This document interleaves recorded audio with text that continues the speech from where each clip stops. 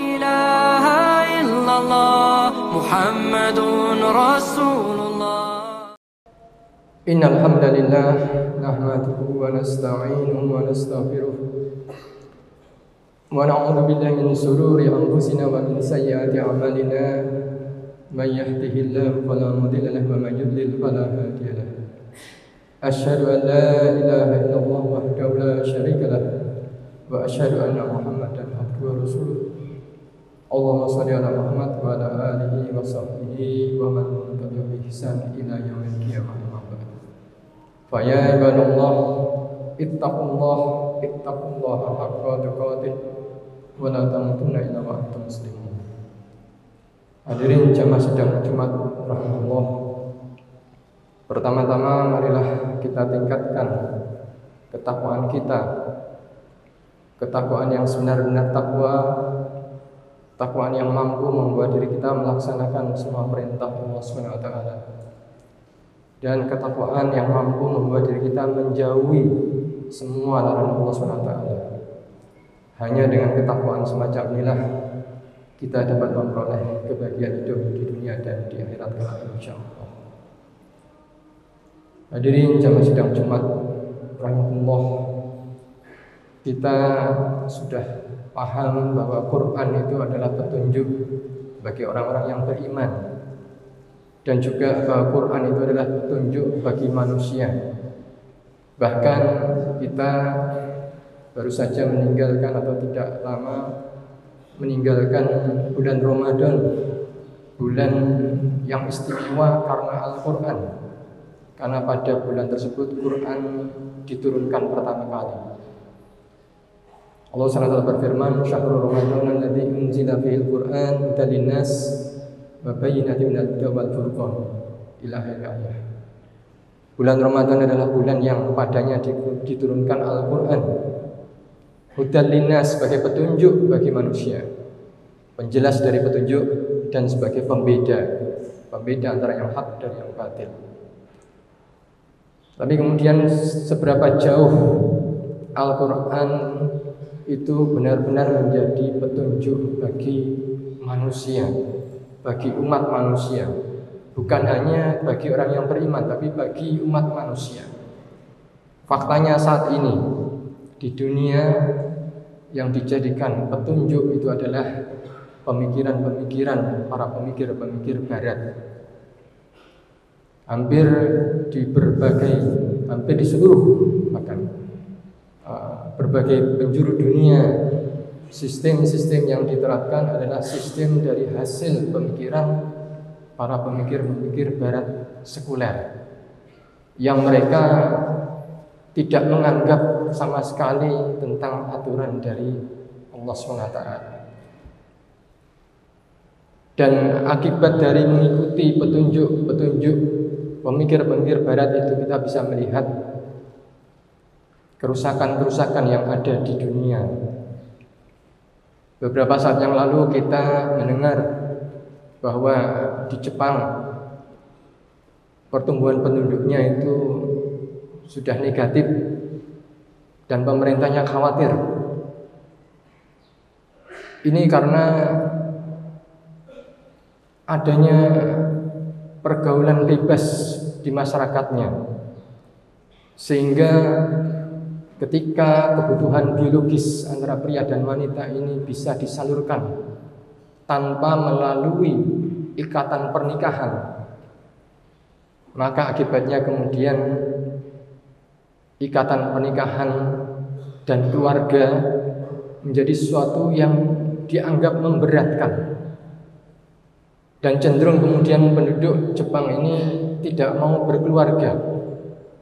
Kalaupun berkeluarga, tidak punya anak. Kalaupun punya anak, tidak banyak-banyak. Jadi hanya akibat dari sesuatu yang terlihat seperti sepele, yaitu kebebasan pergaulan antara pria dan wanita, ini telah menyebabkan berkurangnya jumlah penduduk mereka, yang kalau ini dibiarkan lama-lama suatu bangsa itu bisa habis, bukan karena perang, bukan karena wabah, tapi hanya gara-gara mereka tidak mau punya anak. Hadirin jamaah sidang Jumat rahimahullah, Islam memberikan solusi dan juga menjaga tentang fitrah manusia ini yang terkait dengan pergaulan pria dan wanita. Misalnya dalam surat An-Nur ayat 30, Allah berfirman, a'udzubillahi minasyaitonirrajim, qul lil mu'minina yaghuddu min absarihim wa yahfadzu furujahum dzalika azka lahum innallaha khabirum bima yasnaun. Katakanlah kepada laki-laki yang beriman, hendaklah mereka menahan, menundukkan pandangannya dan menjaga kemaluannya. Yang demikian adalah lebih suci bagi mereka, dan sungguhnya Allah Maha mengetahui apa yang mereka perbuat.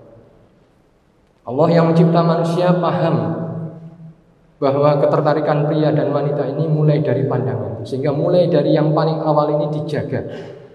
Jangan sampai ini kemudian diumbar sehingga kemudian mengarah pada hal-hal yang tidak diinginkan. Allah juga berfirman dalam surat Al-Isra ayat 32, a'udzubillahi minasyaitonirrajim, wala taqrabuz zina innahu kana fahisyah wa sa'a sabila. Dan janganlah kamu mendekati zina. Sungguhnya zina itu adalah suatu perbuatan yang keji dan suatu jalan yang buruk. Jadi larangannya adalah jangan mendekatinya. Kalau ini dibuka, maka apa yang terjadi? Rusaknya keturunan, rusaknya nilai-nilai keluarga, dan akhirnya bisa sampai kepada hilangnya populasi manusia. Suatu yang mungkin tidak terpikirkan oleh para pemikir-pemikir barat. Dan tentunya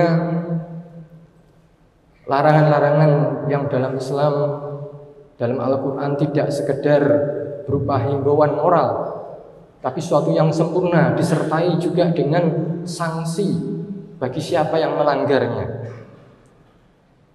Karena kalau hanya sekedar himbauan moral saja, hanya seruan-seruan akhlak saja, itu tidak akan bisa berjalan di suatu masyarakat.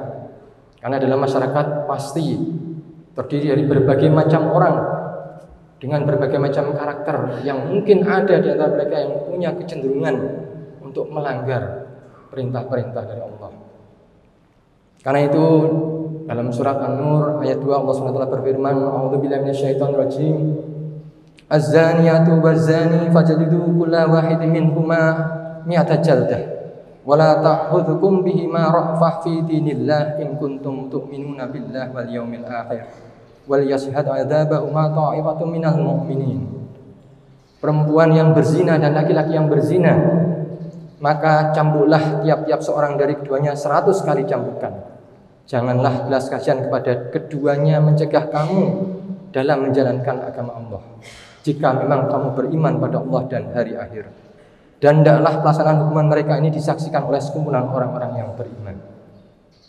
Jadi Islam demikian sempurnanya, petunjuk dari Al-Quran telah menyiapkan mulai dari anjuran, himbauan, pencegahan dari awal sampai yang terakhir berupa sanksi. Yang kalau ini tidak dilaksanakan, maka kerusakan pada umat manusia akan terjadi. Hadirin jamaah sidang Jumat rahimahullah, bukan hanya dalam masalah sosial kemasyarakatan, tapi juga dalam masalah ekonomi misalnya. Kita melihat faktanya saat ini ekonomi dunia itu berjalan terutama berdasarkan sistem kapitalis yang dua pokok atau dua pilar utamanya adalah sistem perbankan yang ada bunganya atau riba, serta sistem moneter yang berdasarkan uang kertas yang tidak dijamin dengan logam mulia. Kedua-duanya ini berbeda jauh dengan petunjuk dari Al-Quran. Kita sudah menyaksikan bagaimana sistem ekonomi dunia ini mengalami krisis ekonomi, krisis moneter yang periodik. Setiap sekitar 5-10 tahun ada krisis moneter ataupun krisis ekonomi. Nilai mata uang tidak tentu, inflasi terus meningkat. Terutama sejak Amerika membatalkan sepihak perjanjian Bretton Woods, di mana dolar kemudian tidak lagi dipatok dengan emas, tidak dijamin lagi dengan emas. Bisa kita lihat dalam data-data sejak itulah nilai emas itu fluktuatif dan cenderung terus naik. Yang itu artinya inflasi terus naik. Dan celakanya banyak uang, mata uang lainnya di dunia ini dijaminkan dengan dolar Amerika. Berapa saat yang lalu beberapa negara, Brasil, Rusia, India, dan Cina, mereka sepakat untuk menggunakan mata uang yang berbeda dari dolar Amerika. Kedepannya ini akan memunculkan persaingan antara mata uang, dan biasanya ketika itu manusia akan mulai sadar bahwa yang paling aman adalah dengan menggunakan mata uang yang dijamin dengan emas. Hadirin jamaah sidang Jumat rahimahullah. Terkait dengan ini, Al-Quran sebenarnya sudah mengisyaratkan tentang pentingnya penggunaan emas dan juga perak sebagai dasar dari mata uang. Dalam surat Taubah ayat 34 Allah SWT berfirman, A'udzu billahi minasyaitonir rajim, walladzina yaknizuna adh-dhahaba wal fiddata wa la yunfikunaha fi sabilillah fabashshirhum bi'adzabin alim. Dan orang-orang yang menyimpan ataupun menimbun emas dan perak dan tidak menafkahkannya di jalan Allah, maka kabarkanlah pada mereka dengan siksa yang pedih. Nauzubillah min dzalik. Emas dan perak tidak boleh disimpan, tidak boleh ditimbun. Ini maknanya, maksudnya adalah karena emas dan perak ini menjadi dasar dari mata uang. Dan mata uang itu memang harus beredar. Ketika mata uang itu tidak beredar, maka ekonomi bisa resesi, bisa mandek bahkan. Karena itu perlu mata uang yang harus beredar. Maka emas dan perak tidak boleh disimpan. Ini inti, salah satu inti dari ayat tersebut. Dan di masa lalu ketika emas dan perak itu digunakan sebagai basis bagi mata uang, perdagangan dunia demikian maju dengan pesat. Hanya setelah sekarang ini ketika uang diganti dengan uang kertas yang tidak ada jaminannya, maka nilai uang kemudian fluktuatif, mudah dipermainkan, dan inflasi terus terjadi. Hadirin jamaah sidang Jumat rahimahullah, sebaliknya terkait dengan masalah riba, hal ini telah jelas dalam surat Al-Baqarah ayat 275. Allah SWT berfirman, A'udzu billahi minasyaitonir rajim, alladzina ya'kuluna ar-riba la yaqumuna illa kama yaqumul ladzi yatakhabbathu asy-syaitanu minal mas, dzalika bi annahum qalu innamal bai'u mislu riba wa halallahu al-bai' wa harrama riba, ila akhir ayat. Orang-orang yang makan riba tidak dapat berdiri melainkan seperti berdirinya orang yang kemasukan setan lantaran penyakit jiwa. Hal ini karena mereka berkata, sungguhnya jual beli itu sama dengan riba.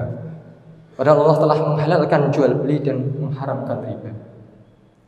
Hadirin jamaah sidang Jumat rahimahullah.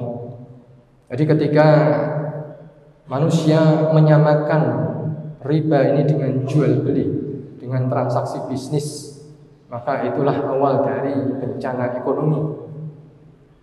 Ahli-ahli ekonomi Islam menjelaskan bahwa gambaran orang yang tidak bisa berdiri dalam ayat ini, yang digambarkan seperti orang yang kemasukan atau kerasukan setan karena penyakit gila, ini bukanlah menggambarkan tentang perorangan, tetapi menggambarkan tentang ekonomi itu sendiri. Ekonomi yang berbasiskan pada riba itu tidak akan bisa stabil, akan mengalami krisis terus-menerus. Dan itulah fakta yang kita saksikan saat ini. Hadirin jamaah sidang Jumat rahimahullah, masih banyak petunjuk-petunjuk dari Al-Quran yang saat ini tidak diterapkan oleh umat manusia. Dan kita umat Islam, orang-orang yang beriman ini tahu tentang itu. Jadi menjadi tugas kita untuk menyampaikannya pada umat manusia, khususnya juga bagi kita yang para akademisi, orang-orang yang ahli yang mempelajari ilmu-ilmu dari barat, ilmu sosial, politik, ilmu ekonomi dari barat. Karena dengan mempelajari itu kita bisa kemudian membandingkan dengan petunjuk dari Al-Quran, bisa memberikan suatu bentuk model bagaimana seandainya aturan-aturan dari Allah itu diterapkan, sehingga memudahkan pada manusia untuk memahami bahwa hanya aturan dari Al-Quran, aturan dari Allah SWT itulah yang terbaik untuk manusia, untuk umat manusia, bukan hanya untuk orang-orang yang beriman saja. Karena itu mari kita kaji ilmu-ilmu Quran, dan kemudian ilmu-ilmu Quran itu kita bandingkan dengan ilmu-ilmu barat itu, untuk kemudian kita dakwahkan kepada umat manusia. Kita tunjukkan bahwa aturan dari Islam itu bisa menyelamatkan mereka, bisa mendatangkan rahmat bagi alam semesta.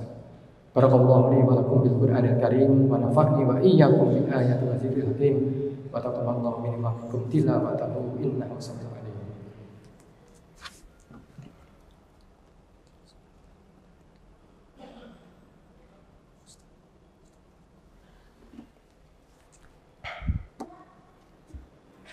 Alhamdulillahilladzi arsala rasulahu bil huda wa dinil haqq liyudhhirahu 'ala dini kullihi walau karihal kafirun wa karihal musyrikun.